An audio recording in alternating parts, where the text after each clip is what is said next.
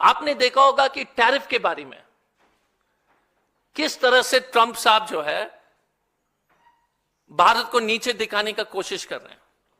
और ये सरकार इतनी डरी हुई है, बेशरम सरकार है कि मोदी जी का जाने से पहले उन्होंने हार्ली डेविडसन का 50% टैक्स कम कर दिया था, कस्टम्स ड्यूटी, और टेस्ला का 85%। जाने से पहले होता है ना कि जब स्टूडेंट खराब मार्क्स लाता है तो वो फिर पहले क्या बोलते हैं, कॉम्पस बॉक्स को ठीक करता है। उसी तरह के व्यवहार है। ये F-35 के बारे में एक ही चीज मैं कहना चाहूंगा, आपने नापतोल वाला प्रोग्राम तो देखा होगा। 2 बजे रात को जो प्रोग्राम जो है एडवर्टाइजमेंट चलता है नापतोल वाला चैनल में, पता नहीं आप देखे कि नहीं देखे। हाँ, नापतोल 2 बजे रात को फालतू चीज बेचते रहते हैं। ये नापतोल जैसे है क्या F-35? 2 बजे रात को इंडिया में 2 बजे तक जब मोदी जी ने अनाउंस किया, और मोदी जी कुछ बोल ही नहीं रहे, क्योंकि F-35 का जो है खरीदना नापतोल के बराबर हो गया। ना कोई सोच, ना कोई विचार, ना कोई फीडबैक, बस चले गए और हां बोल दिया, या ना भी नहीं बोला, हां बोला, किसी को नहीं मालूम है। अब टैरिफ की बात हम करते हैं।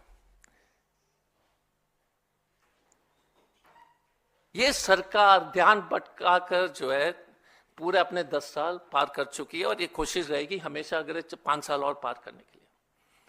पिछले 1 साल में 80 lakh crore, I repeat, 80 lakh crore market से उड़ गया है। जनवरी से 45 लाख करोड़। आप समझ रहे हैं? जितने भी पेंशन स्कीम, म्यूचुअल फंड, गरीब आदमी ने जो पैसा डाला था पिछले 15-20 साल में, पूरे गेन्स खत्म हो गए। आपने जो पैसा डाला था 5 साल पहले, बराबर कर दिया मोदी जी और मोदी जी की सरकार ने। और क्यों बताता हूं। शुरू करते टैरिफ से।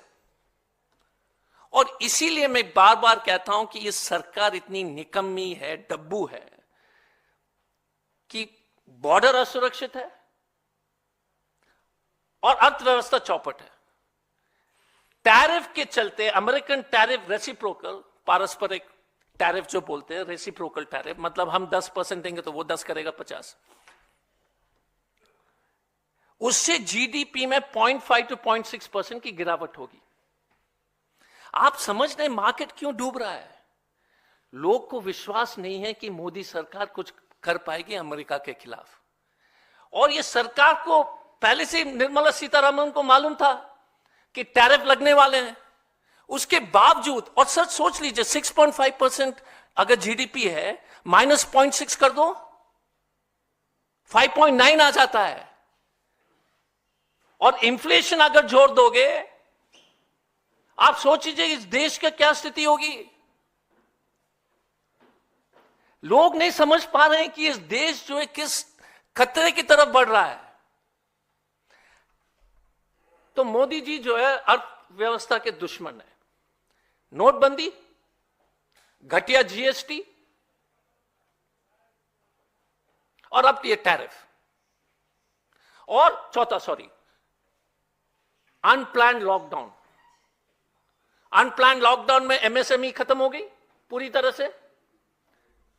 जीएसटी के चलते जितने भी बचे कुछ एमएसएमई थे, जो इस देश के जो 60% लोग के जो नौकरी देते हैं, छोटे उद्योग, वो खत्म हो गई। नोटबंदी से जितने भी उद्योग जो बचा कुचा था वो भी खत्म हो गया। तो इस महान व्यक्ति को तो मानना पड़ेगा कि हर तरीके से सुनिश्चित कर दिया कि ये देश खत्म हो जाए।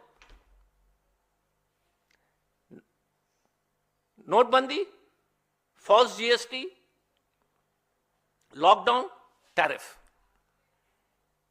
हमें डर है कि अगर इस तरह से देश की अर्थव्यवस्था चलती रहेगी तो हम आंतरिक रूप से बहुत कमजोर हो जाएंगे। और निर्मला सीतारमण को मालूम, ये बात पता होने के बावजूद कोई करेक्टिव एक्शन उन्होंने नहीं लिया।